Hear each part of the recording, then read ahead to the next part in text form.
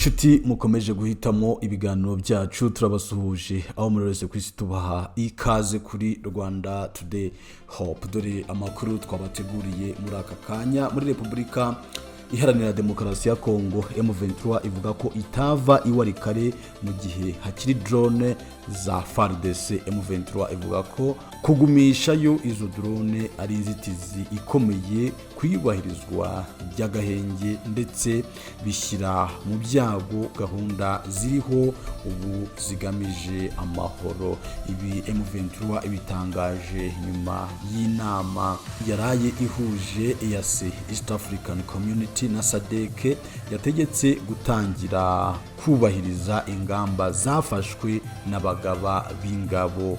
Abagaba b'ingabo batanze raporo irimo mu buryo burambuye ingamba z'igihe gito n'igihe kirekire zo kugera ku mahoro n'umutekano mu burasirazuba bwa Repubulika Iharanira Demokarasi ya Kongo. Aya makuru rero ku buryo burambuye turaje tuyabagezeho mu kanya gato, ntimujye kure ya Rwanda Today Hope.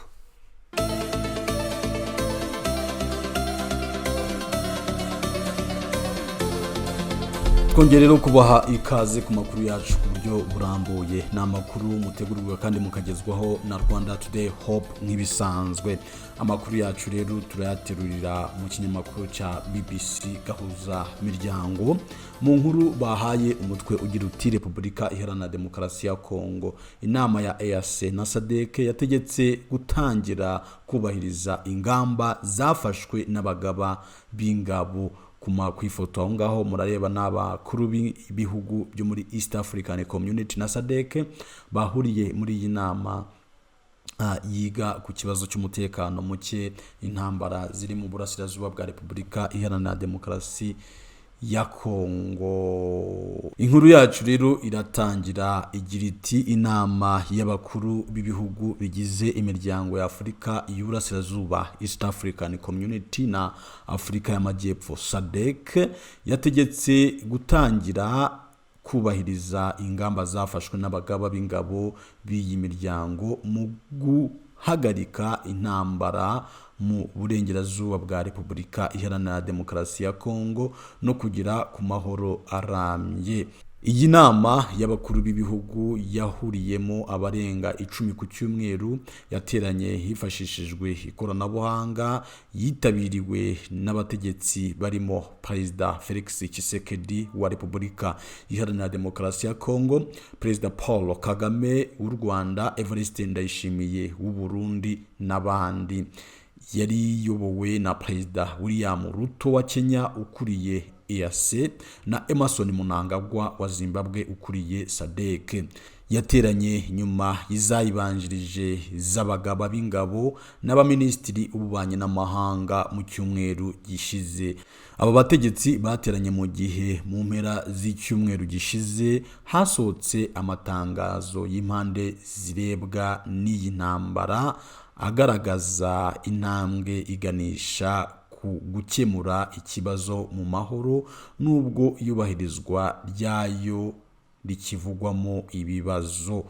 Kuwa mbere havuzwe imirwano hagati ya Wazalendo n'umutwe wa M23 mu ntera ya kilometero 27 uvuye muri Warikare centre mu ntara ya Kivu ya ruguru, mu gihe uyu mutwe wari watangaje ko ugiye kuvana abarwanyi bawo muri Warikare, ariko ubu ukaba uvuga ko utahavuye kuko ingabo za leta nazo zitahavanye drones zazo z'ubwirinzi.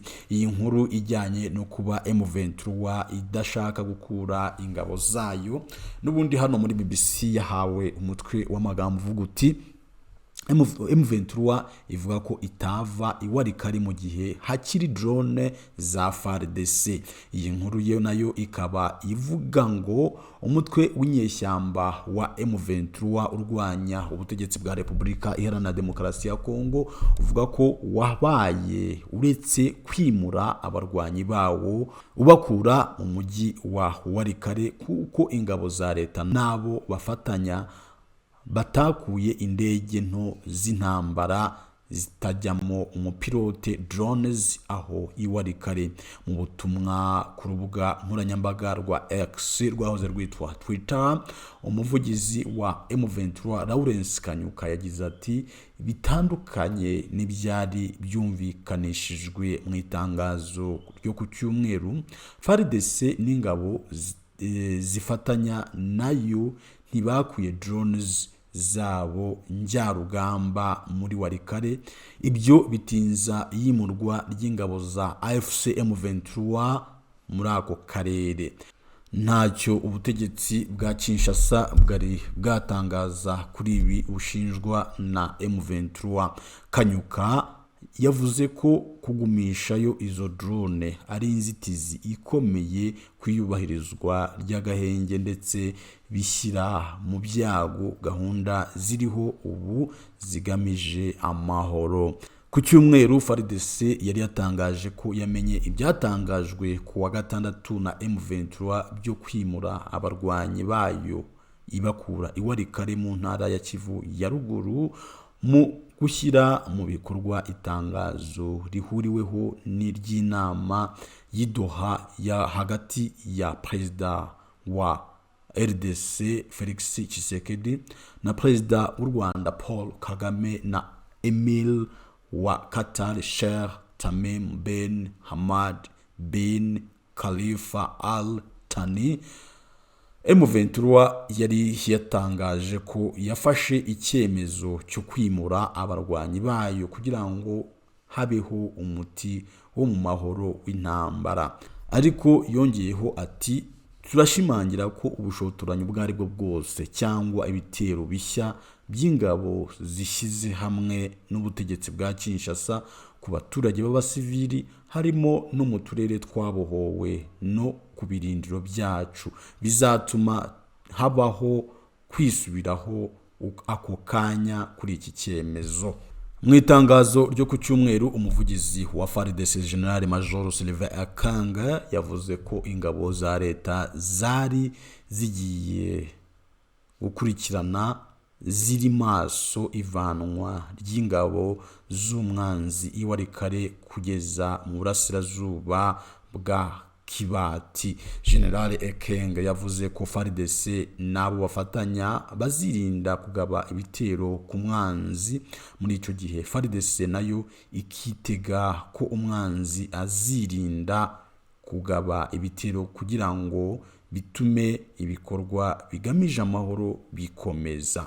M23 yatangaje ibi ku munsi w'ejo mu gihe abakuru b'ibihugu bo mu muryango wa Afurika y'Iburasirazuba East African Community nabo mu muryango w'iterambere wa Afurika y'Amajyepfo SADC bahuriye mu nama mu buryo bw'ikoranabuhanga ry'iyakure biga ku kugarura amahoro n'umutekano mu burasirazuba bwa Repubulika Iharanira Demokarasi ya Kongo. Iyi nkuru n'ubundi tukaba tuyikomereza aha avuga ngo abakuru b'ibihugu bya SADC na East African Community bemeje imyanzuro y'inama y'abaminisitiri b'ibihugu bigize iyi miryango yabaye kuwa mbere w'icyumweru gishize na raporo y'abagaba b'ingabo b'ibihugu bigize iyi miryango yari yemejwe n'abo baminisitiri. Abo mubona hano n'abaminisitiri b'ububanyi n'amahanga.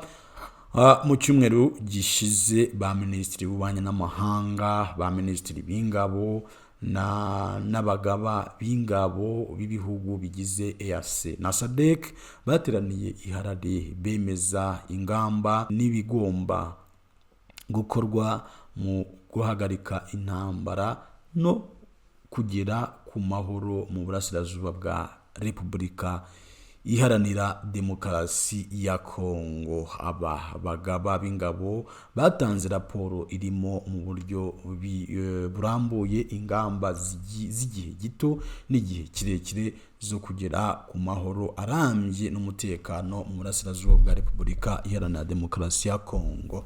BBC ntiyabashije kubona raporo y'abagaba b'ingabo ku kibazo cya Repubulika Iharanira Demokarasi ya Kongo, gusa mu cyumweru gishize yabonye amakuru ko mu biyirimo harimo ibigomba gukorwa mu guhagarika imirwano ako kanya, gusubira inyuma mu bice bimwe kwa M23 no gukora akarere ko hagati y'impande zombi n'itsinda ryo gukurikirana iyubahirizwa izi ngamba mu gihe hari gukorwa ibiganiro by'amahoro. Inama y'aba bakuru b'ibihugu bya EAC na SADC ivuga ko yategetse itangira ryo kubahiriza iyo raporo n'izo ngamba. Iyi nama kandi yashyizeho itsinda ry'abahuza batanu bo gukurikirana uyu muhate w'iyi miryango y'ibihugu.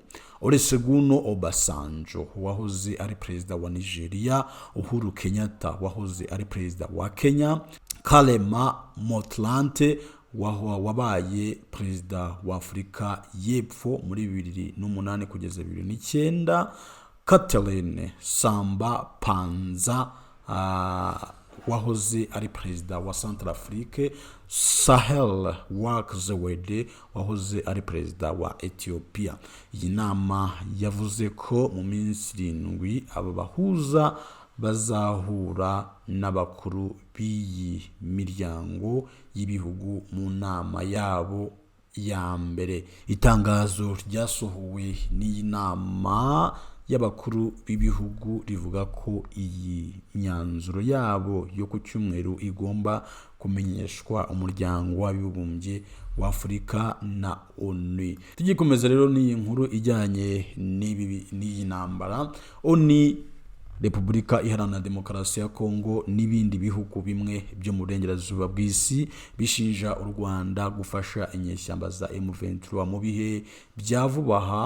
U Rwanda ntirwahakanye byeruye cyangwa ngo rubyemeze.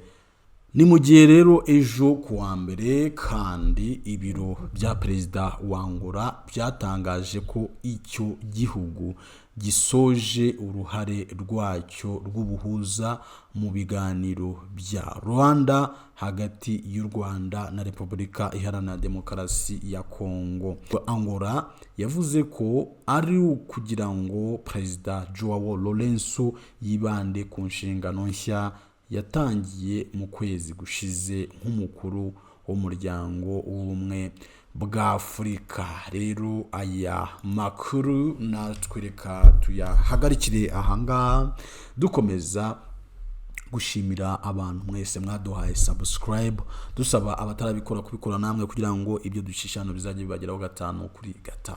Murakoze rero, mukomeze kugira amahoro y'Imana. Murakara.